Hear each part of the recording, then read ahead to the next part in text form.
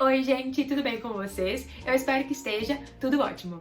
No vídeo de hoje eu vim trazer mais curiosidades de países, então se você gosta desse tipo de vídeo, por favor já deixa seu like porque me ajuda de verdade na divulgação. E se você é novo por aqui, já se inscreve para você não perder mais nada. Bora pro vídeo! Today's video is about Kiribati.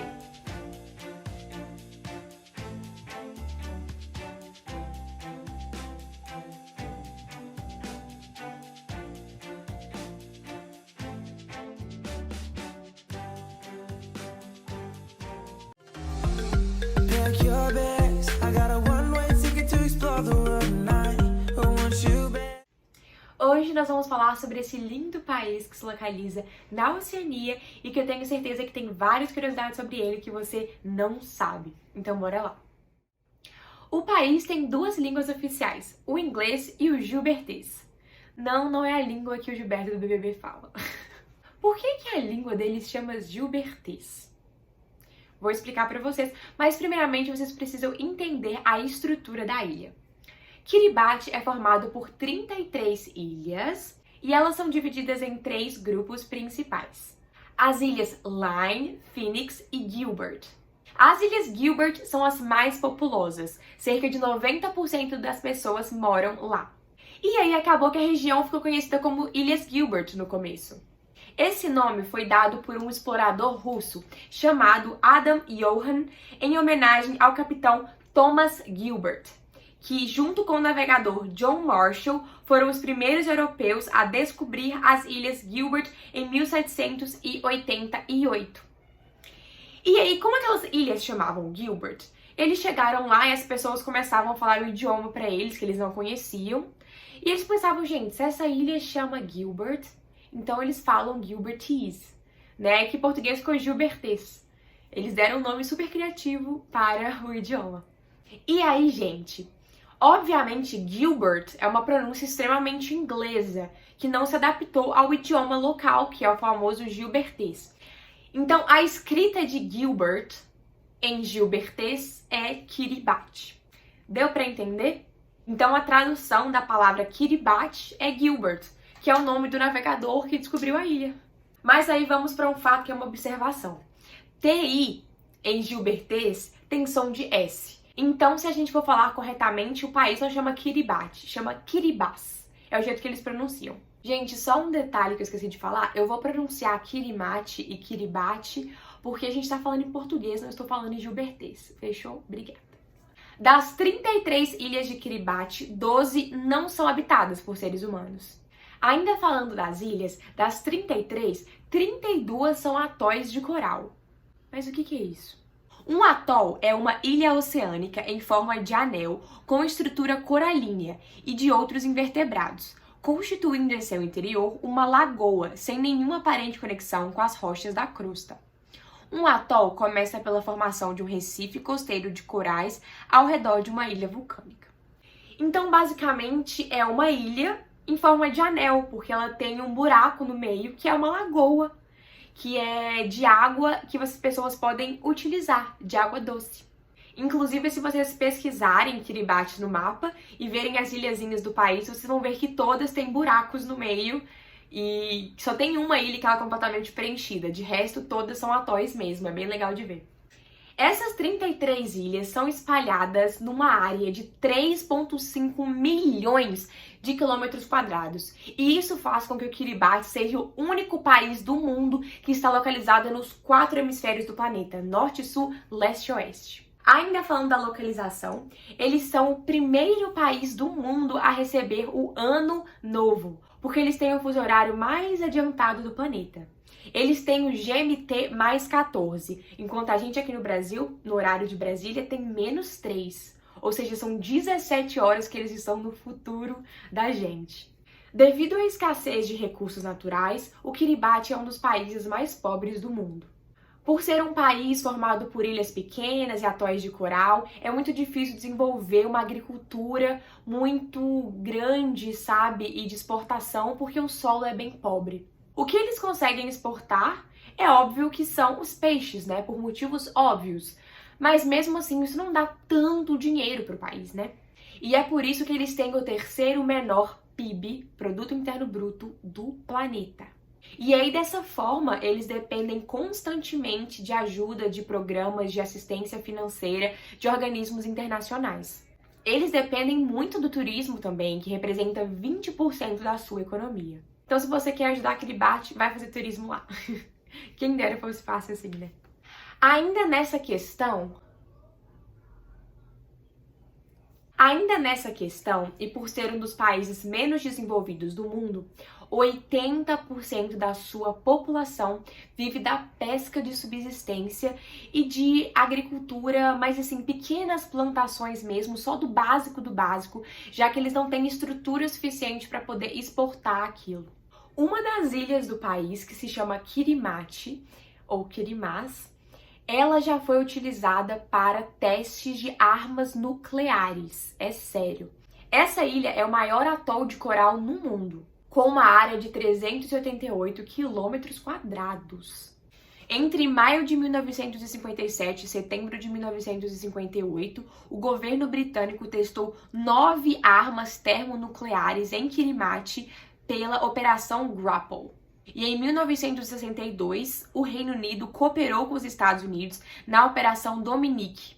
E aí operou mais 31 detonações em Kirimati. Kirimati foi escolhido como lugar ideal para o teste de armas nucleares durante a Guerra Fria.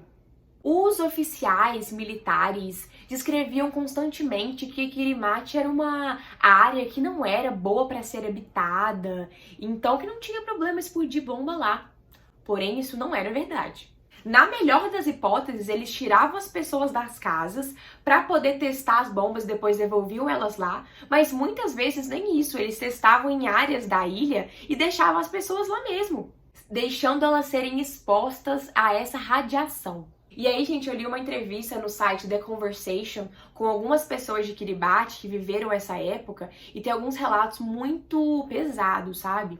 Uma moradora de lá diz que se preocupa muito com os efeitos da saúde a longo prazo por causa desses testes.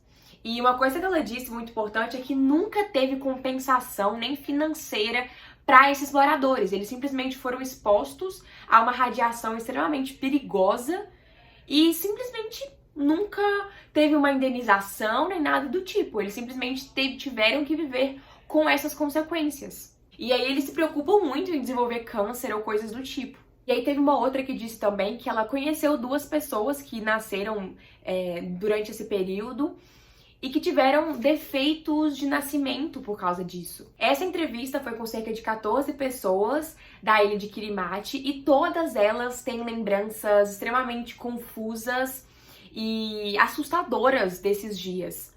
Eles descrevem os testes com os eventos confusos, cheios de gente, com muitas pessoas falando em megafone e barulhos estranhos.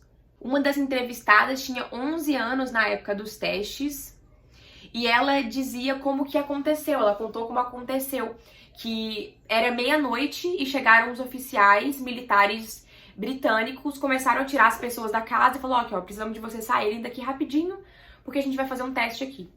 E aí eles simplesmente colocavam as pessoas nos navios, na parte de carga, e amontoava a galera ali, e não preocupava com a alimentação, com a questão sanitária, nem nada. Eles ficavam presos, ouvindo aqueles barulhos de bombas sendo explodidas na ilha que eles moravam, e aquela agonia ali. Imagina você ser uma criança, ser tirada de casa meia-noite para explodirem a ilha que você mora. Ela disse que eles foram tratados como animais. E aí teve uma outra senhora, que hoje ela tem 90 anos, que ela descreveu que as pessoas estavam tendo infecção alimentar por causa disso. Ela disse que mesmo que se você tomasse coco fresco, você teria infecção alimentar, que todos os peixes davam cólica nas pessoas e que, assim, os oficiais, os militares falavam para os soldados, gente, não come a comida daqui porque essa comida está contaminada. Mas a própria população não ficou sabendo disso.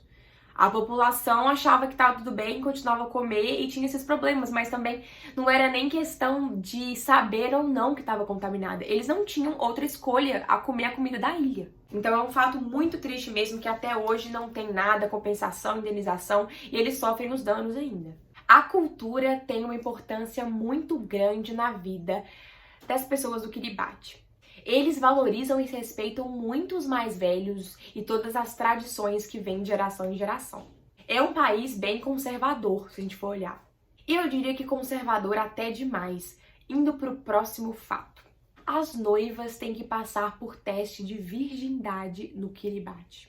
Na verdade, hoje em dia não é mais obrigatório, mas é parte da cultura e a maioria dos casais fazem isso. Se a mulher, na noite do casamento, conseguir provar a sua virgindade, ela vai ser extremamente exaltada pela família dela e pela família do noivo, vai ter uma festa sobre isso. Porém, se ela não conseguir comprovar isso, ela pode ter o casamento anulado e ser deserdada pela sua família. E aí, gente, essa parte, ela é muito bizarra, porque não existe nenhuma evidência científica que esse ritual deles consegue comprovar se a mulher já teve relações ou não.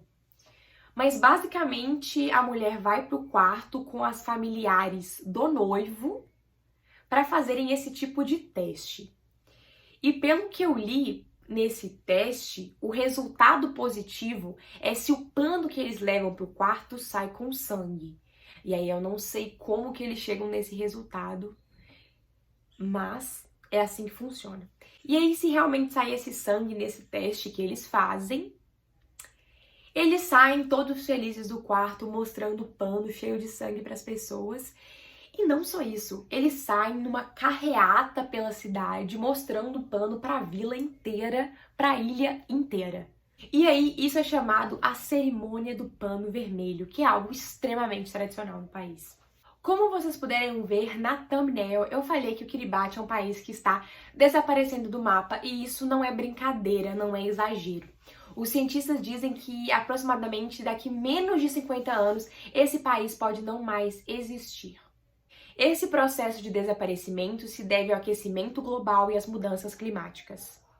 Com o derretimento das geleiras e o aumento do nível do mar, o oceano está invadindo as ilhas pouco a pouco.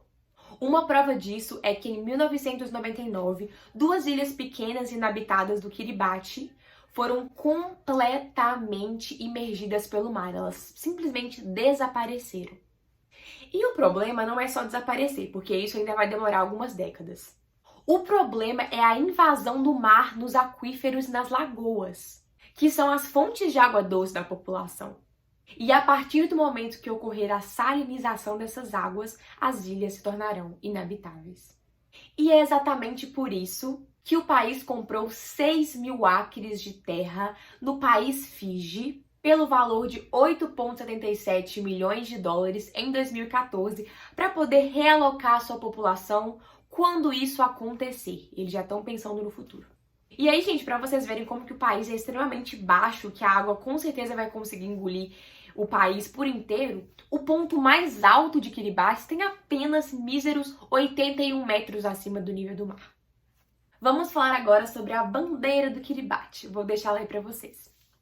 O pássaro é uma fragata que representa o poder, a liberdade e os padrões de dança cultural do Kiribati. O sol nascente é o sol tropical, pois Kiribati fica exatamente na linha do Equador. O mar é o Oceano Pacífico que circunda o Kiribati. A moeda nacional do país é o dólar australiano. Sim, a mesma moeda da Austrália. A capital do Kiribati, que é Tarawa, que é uma ilha, inclusive, está localizada exatamente no meio do caminho entre a Austrália e o Havaí. E agora vamos falar por último do turismo, que eu falei que representa 20% da economia do país. E se você quiser ajudar o país, é só ir para lá. Bom, lá é um país que tem lindas praias, como vocês podem imaginar, vou deixar algumas imagens. A ilha também é famosa para pessoas que gostam de ver pássaros, lá tem várias espécies diferentes que só podem ser vistas naquela ilha do Pacífico, como o Longtail Cuckoo, o Coos Loriket e o pássaro chamado Warbler, que ele é endêmico da ilha de Kiribati. Quem gosta de scuba diving também vai adorar, porque você vai ter a oportunidade de ver quase 200 espécies de corais, aliás, mais de 200 espécies de corais. Ainda tem muita espécie de animal para você ver, como tartarugas, golfinhos, tubarões e muito mais. Então é uma ótima opção para você passar as férias depois dessa pandemia. Então, gente, esse foi o vídeo de hoje. Muito obrigada por ter assistido. Não esquece de deixar seu like, porque é muito importante pra mim. Dá super trabalho fazer esses vídeos. Se você é novo por aqui, se inscreve, ativa o sininho pra não perder nada. Considere se tornar membro do canal pra poder me apoiar e me ajudar. Vai lá assistir a playlist que tá na timeline aqui, que tá na caixinha de descrição aqui, com todos os vídeos de países, de curiosidades e tudo mais. Me segue nas redes sociais que eu fico mais ativa lá. Um beijo, tamo junto e é nóis!